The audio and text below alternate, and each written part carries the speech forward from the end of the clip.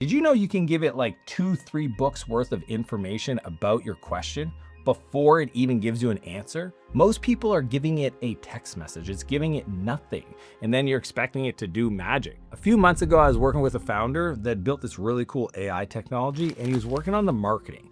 And he was having a really hard time getting the marketing to actually communicate what his product did.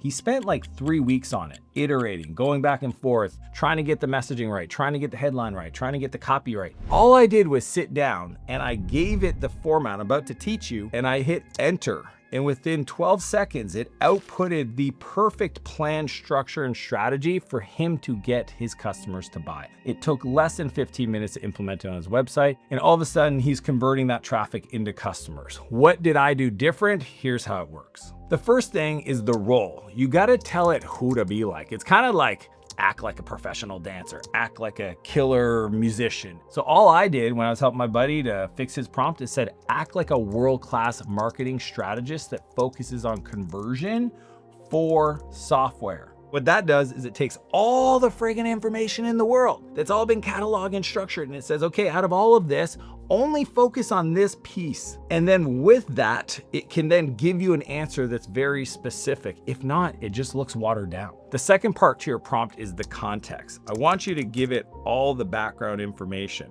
If you have marketing documents, you have transcripts from a call, you have any kind of standard specification, the more you can give it, it can use that in its little brain for that prompt to guide it in its output.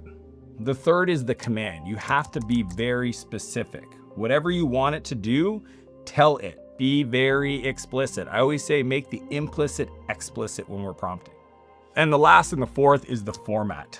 Oftentimes for me, I don't want these long, lengthy outputs. I want bulleted lists. I want it short and concise. I want it in a table format. I want it in a PDF.